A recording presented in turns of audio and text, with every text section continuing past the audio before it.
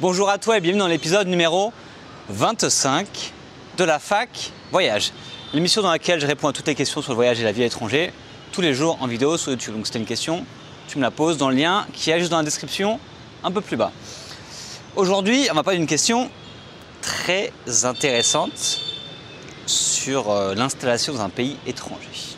Alors, Pierre me demande, faut-il aller dans un pays avant de s'y installer? Merci à toi Pierre pour cette question. C'est une question intéressante, j'aurais bien aimé avoir un peu plus de contexte peut-être en parlant d'installation, mais ça va me permettre d'élargir et de pouvoir traiter plusieurs cas en même temps. C'est une question que je connais bien parce que je me suis installé dans plein de pays différents ces 8 dernières années, donc j'ai pas mal d'infos là-dessus. Donc déjà en fait il faut arriver à définir qu'est-ce qu'on entend par s'installer.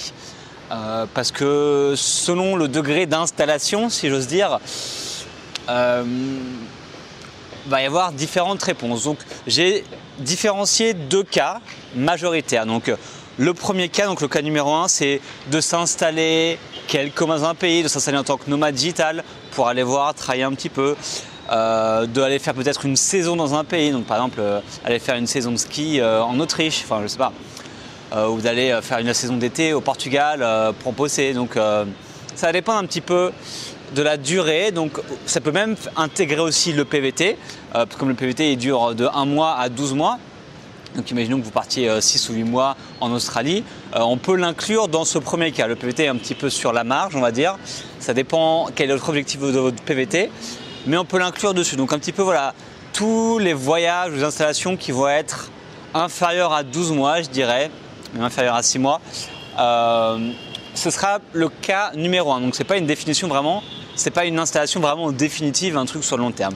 Au contraire du cas numéro 2 qui va être une installation à l'étranger beaucoup plus importante. C'est-à-dire que là, on peut penser notamment à la retraite, vous dire ok, je veux passer ma retraite au Maroc, je veux passer ma retraite au Costa Rica. Donc là, c'est une décision qui engage énormément parce que vous comptez passer peut-être 5, 10, 20, 30 ans de votre vie là-bas. Ça peut être, si vous voulez créer une entreprise à l'étranger, par exemple, j'ai reçu un email récemment de quelqu'un qui m'a dit j'aimerais bien aller vivre en Indonésie et créer ma propre entreprise, je sais pas, je voulais faire des gâteaux ou je sais pas trop quoi, quelque chose comme ça. Donc voilà, c'est un truc super engageant parce que vous voulez créer une activité à l'étranger, donc quelque chose qui va prendre certainement des années et qui implique beaucoup de travail sur place. Et ça implique, le cas numéro 2 peut aussi comprendre l'expatriation dans laquelle vous allez rester vraiment longtemps à l'étranger. Vous allez avoir un contrat de travail qui va durer 1 an, 2 ans, 3 ans ou plus. Où là, vous allez vraiment vous installer à l'étranger parce que vous avez une offre de travail. Et donc du coup, vous allez là-bas. Donc il faut bien séparer ces deux cas d'installation à l'étranger. Donc une qui est pas trop engageante et une qui est plus engageante.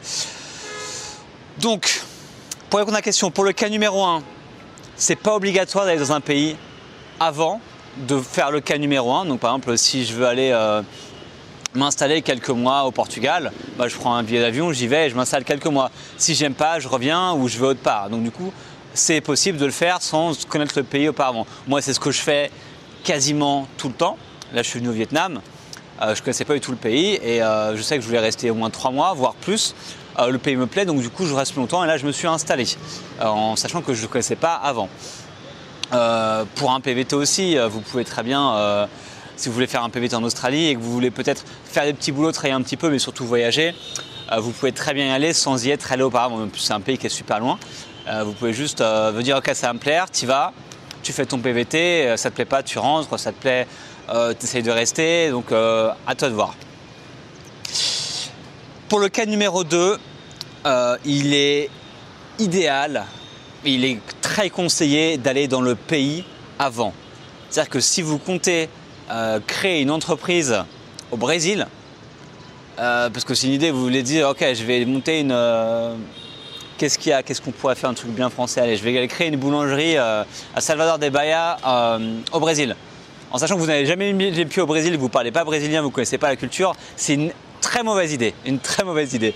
Vaut vraiment mieux aller sur place avant, visiter le pays, apprendre un peu la langue, apprendre les coutumes, se faire des contacts, rencontrer des expatriés français, etc. pour connaître un petit peu, pour voir la température, pour savoir si ça peut vraiment vous plaire sur le long terme. Pareil, si vous avez un contrat d'expatriation pendant 3 ans dans un pays, vaut mieux y aller avant dans le pays parce que si ça ne vous plaît pas, vous allez être bloqué, vous n'allez être pas content dans ce pays-là. Donc c'est vraiment mieux de prendre la température avant de faire une installation, on va dire, de long terme. Parce que bien souvent, j'ai marqué en fait, entre l'image qu'on a d'un pays et la réalité, il y a souvent un gouffre. Franchement, tant que vous n'êtes pas dans un pays, vous ne connaissez pas le pays. Vous pouvez avoir lu des livres, voir des vidéos, entendre des gens parler du pays. Tant que vous n'êtes pas sur place, vous ne connaissez pas le pays. Et ça se répète, c'est un truc que je vois à chaque fois, partout. Parce que l'atmosphère, parce que la météo, parce que la langue, parce que les odeurs, parce que les gens, la culture, enfin tout est vraiment différent. Enfin, et plus vous allez dans la France, plus ce sera différent. Et vous ne pouvez pas savoir si vous aimez un pays ou pas tant que vous n'y avez pas passé un petit peu de temps sur place. Et il y a toujours un décalage entre l'image qu'on en fait et la réalité. Donc c'est vraiment important si vous voulez installer vraiment dans un pays auparavant. Quelques exemples. Moi, par exemple, un truc que j'ai bien aimé l'année dernière, c'est que du coup, je suis parti en fait. La Roumanie me tentait, ça faisait quelques années que je voulais vivre en Roumanie. Mais j'avais jamais franchi le pas. Donc ce que j'ai fait en fait, c'est que j'ai pris une semaine de vacances en Roumanie. Donc ça, c'était au mois de mai 2016. Et en fait, j'ai tellement adoré. À l'époque, je vivais à Barcelone. Et j'ai tellement adoré qu'en fait, un mois après, j'ai pris un vol et je suis allé m'installer en Roumanie et j'y suis resté 6 mois. Parce que je savais pertinemment que ça me plaisait. J'avais vraiment aimé que ce soit les gens, que ce soit l'atmosphère, la ville, etc. J'avais vraiment aimé. Donc du coup, je suis parti m'installer. Donc, alors que si je serais parti m'installer directement, peut-être que ça ne m'aurait pas plu. Et du coup, j'aurais peut-être perdu du temps, fait une erreur, etc. Donc ça m'a vraiment bien aidé d'être parti en Roumanie avant d'y aller. A contrario, je suis allé à Barcelone sans connaître Barcelone. Moi, je connaissais déjà l'Espagne, mais le sud de l'Espagne, l'Andalousie. J'ai beaucoup aimé. Et en fait, je suis parti à Barcelone parce que voilà, j'ai cette image un peu fiesta, playa, pas cher, en train de manger tout le temps. Enfin, tout va vraiment là. Je sais pas, j'avais une image un peu idyllique de Barcelone, d'après ce que les gens m'en disaient. J'y suis allé, en fait, ça m'a pas plus plu que ça. Effectivement, oui, c'était bien, tu avais la plage, les tapas, c'est cool, le Ramon, la cerveza et tout ça. Enfin, il y a des trucs vraiment sympas. Mais à côté de ça, j'ai trouvé que l'atmosphère ne me plaisait pas plus que ça. Beaucoup trop de touristes à mon goût. Des Catalans qui n'étaient pas très amicaux. Donc, c'était pas simple vraiment de rencontrer des locaux. Et pour moi, à mon goût, beaucoup trop d'expats aussi français. Et de touristes français. En gros, je me baladais dans la rue tous les jours, j'entendais parler français. Et c'est pas forcément ce que je recherche quand je vis à l'étranger. Je préfère être un peu plus immergé dans la culture. Là, c'est très bien, j'ai rencontré des Français, c'est cool. Je les vois 1 ou 2 fois par semaine, on parle, on discute, on va manger, on va boire un coup, c'est cool. Mais je veux pas être entouré de Français tout le temps. Donc ça, c'est un truc que je recherche à l'étranger et que j'ai pas retrouvé à Barcelone. Peut-être que je me suis mal pris aussi. Mais du coup, ça aurait été peut-être intéressant pour moi d'aller à Barcelone pendant 2 semaines et me dire après, ah effectivement cette ville me plaît ou cette ville me déplaît, avant de prendre une décision de me dire ok, je vais aller m'installer là-bas pendant 6 mois, pendant 1 an, sans savoir ce qui allait se passer.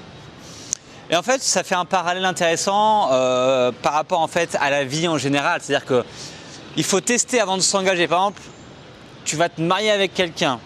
Est-ce que tu vas te marier sans avoir parlé à cette personne? Est-ce que tu rencontres une fille et le 2 jours après, je prends mon cas, et 1 semaine après, tu te maries avec elle? Non, enfin ça peut arriver, mais pour 99% des cas, ça ne se passe pas. Avant de te marier, tu essaies d'apprendre à connaître la personne, parce que le mariage, c'est un engagement de long terme. Logiquement, c'est pour toute la vie. Et bon, très souvent, c'est pour beaucoup moins maintenant. Mais logiquement, c'est pour toute la vie, donc c'est un engagement de long terme. Donc, tu apprends à connaître la personne, tu vas vivre avec la personne, tu vas partir en voyage avec, tu vas vraiment prendre ton temps de connaître la personne avec qui tu vas vivre toute ta vie. Parce que c'est un engagement de long terme. Pareil, si tu vas acheter une maison, tu vas acheter une maison qui va te coûter 200, 300 000 euros, 400 000 euros. Avant de l'acheter, tu vas bien réfléchir, tu vas aller dans le quartier, tu vas faire plusieurs visites, tu vas aller voir les voisins pour savoir comment ça se passe. La vie sur place, tu vas faire des recherches sur, je sais pas, est-ce que c'est en zone inondable, est-ce qu'il y a des problèmes, enfin tu vois, tu vas faire plein de recherches là-dessus. Avant d'acheter ta maison, parce que c'est un truc qui va t'engager, tu prends un crédit sur 20 ans, bah tu en as pour 20 ans à vivre là-dedans, donc, sauf cas particulier. Donc voilà, c'est comme tout, voyager, s'installer durablement dans un pays, ça demande de faire un peu de recherche et ça demande d'aller sur place parce qu'il faut se renseigner pour savoir si c'est un bon fit, si ça va vous convenir ou pas. Donc je pense que c'est vraiment très important. Après, si vous voulez partir moins de 6 mois, c'est pas forcément nécessaire. Moins d'1 an, ça va dépendre. Par exemple, moi, quand je me souviens, quand je suis parti au Canada, à Toronto, j'ai fait un PVT, je voulais partir 1 an et travailler pendant 1 an. Donc c'était quand même un projet assez fixe et assez engageant. Au final, ça m'a pas plu et je suis resté que 6 mois. Donc, petite déception, mais bon, j'ai quand même beaucoup appris. Donc, je conseille dans tous les cas d'y aller avant, passe quelques semaines, passe des vacances. Et si ça te plaît, bah, tu y retournes et tu t'installes plus durablement. Et il y aura beaucoup plus de chances de diminuer l'échec de cette expérience en faisant comme ça. Voilà, je crois que c'était plutôt une bonne réponse, hein. Merci à toi Pierre, et puis on se retrouve demain pour le prochain épisode. Ciao.